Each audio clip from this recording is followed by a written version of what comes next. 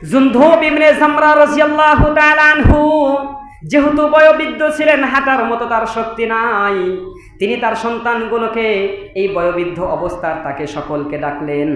জুনদুব ইবনে জামরা রাদিয়াল্লাহু তাআলা আনহু তার সাতটা সন্তানকে ডেকে বললেন, ওহে আমার সন্তান, যদি সত্যিকারেই তোমরা আমাকে প্রকৃতপক্ষে ভালোবেসে থাকো, তাহলে আমি পিতার পক্ষ থেকে তোমাদেরকে নসিহত হলো, আমার সবচাইতে বড় দিলের আকাঙ্ক্ষা হলো আমাকে হিজরত করতে হবে। আমি যেহেতু হেঁটে হিজরত করতে পারবো না, আমি যেহেতু হেঁটে হেঁটে সক্ষম না, সুতরাং সন্তান হিসাবে তোমাদের দায়িত্ব হলো তোমাদের ঘাড়ের উপর ভর করে করে আমি পিতা হিসাবে তোমরা আমার এই কষ্ট সহ্য করে তোমরা সন্তান হিসাবে আমাকে হিজরত করার জন্য সাহায্য করবে কিনা।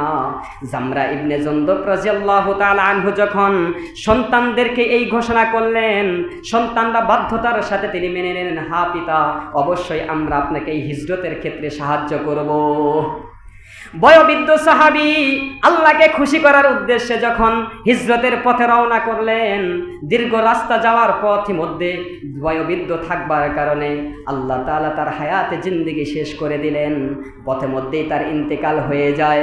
জুনদুব ইবনে জামরা রাদিয়াল্লাহু তাআলা আনহু যখন হিজরত চলাকালীন তার ভিতরে যখন মৃত্যু এসে যায়, সকল মানুষ তখন বলা বলি করতে লাগলো, হায় বয়োবৃদ্ধ অবস্থায় তিনি জীবন ছিলেন, নিজের বাড়িটা পর্যন্ত ছেড়ে দিলেন, হিজরতের গন্তব্য তো তিনি পৌঁছতে পারলেন না, এর চাইতে পুরা কপাল আর হতেই পারে না। নিজের জন্মভূমিতেও মায়া ত্যাগ করে তিনি তখন জন্মভূমির বাসস্থানেও তিনি মৃত্যুবরণ করতে পারলেন না, আবার যে স্থানে যাবে সেখানেও গিয়েও মৃত্যুবরণ করতে পারলেন না। রাস্তার মধ্যে যেহেতু ইন্তেকাল করলেন, অনেক মানুষে তাকে তিরস্কার, বিভিন্ন ধরনের কটূক্তি কথা বলতে লাগলেন। আল্লাহ পাক রব্বুল আলামিন এই ধরনের যখন কটূক্তি করা শুরু করে দিলেন, জামরা ইবনে জুনদুব রাদিয়াল্লাহু তাআলা আনহুর এই মৃত্যুকে কামনা করে মানুষের বলা বলি করতে লাগলেন।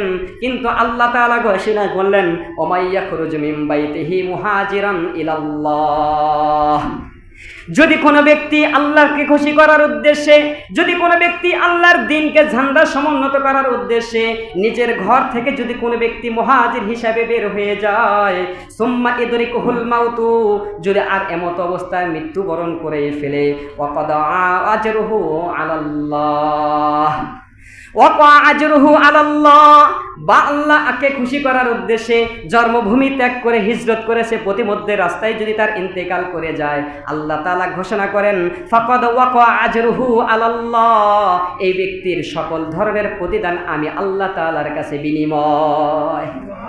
কার কাছে?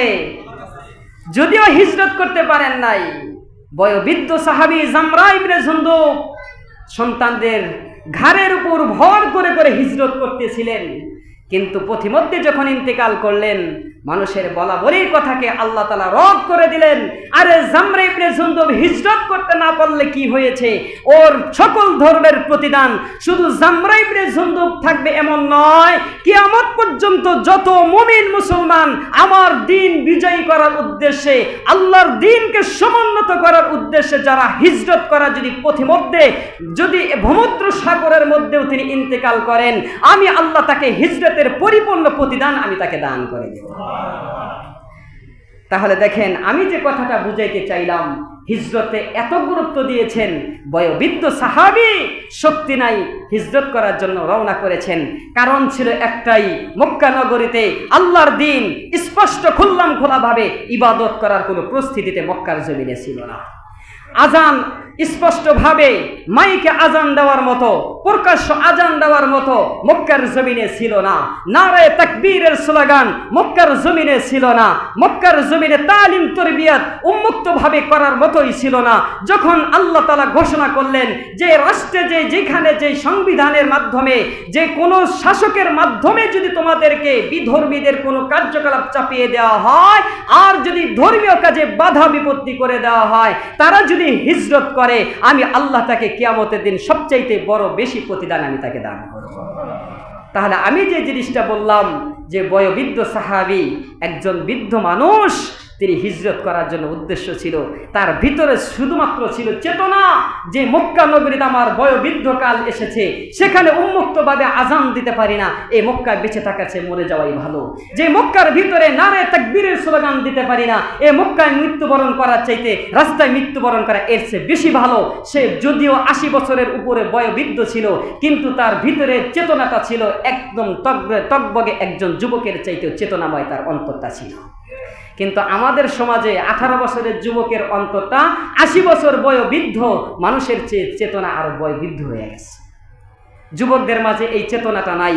আমি যে জিনিসটা বুঝাইতে চাচ্ছি, এই হিজরি সনের কথাটা হিজরতকে কেন কেন্দ্র করলেন সাহাবায়ে কেরামের মধ্য থেকে আমি 2-1টা ঘটনা আপনাদেরকে বললাম। কিন্তু সবচেয়ে বড় কথা হলো আমাদের সমাজে অনেক এমন বয়োবৃদ্ধ মানুষ আছে, ভিতরে আল্লাহর দ্বীনের বিজয়ের চেতনা থাকবে তো দূরের কথা, এমন নাফরমান যার দাড়ি পেকে গিয়েছে, চুল পেকে গিয়েছে, হাতের পায়ের চামড়াগুলো ঘোষ লেগে গিয়েছে, এমনও অনেক বয়োবৃদ্ধ মানুষ 4 স্টলে দিনের শুরুতে বসে, বিকালে ওঠে, দিনের গ্রামের শুরু থেকে শেষ মাথা পর্যন্ত কার ছেলে সন্তান কি করলো না করলো সমস্ত গীবতের ভান্ডার ছাইরা দেওয়ার পরে উঠা যায়। কথা ঠিক না ঠিক? অনেক বয়োবৃদ্ধ এমন আছে যে কবরে 1 পা চলে গেছে, এরপরেও 2 আঙ্গুলের চিপায় সিগারেট লাগাইয়া রাস্তাতে হাঁটে আর সুটটান মারে। মানুষ দেখলে মাঝে মাঝে গোপন রাখে। লজ্জা করে না আপনার?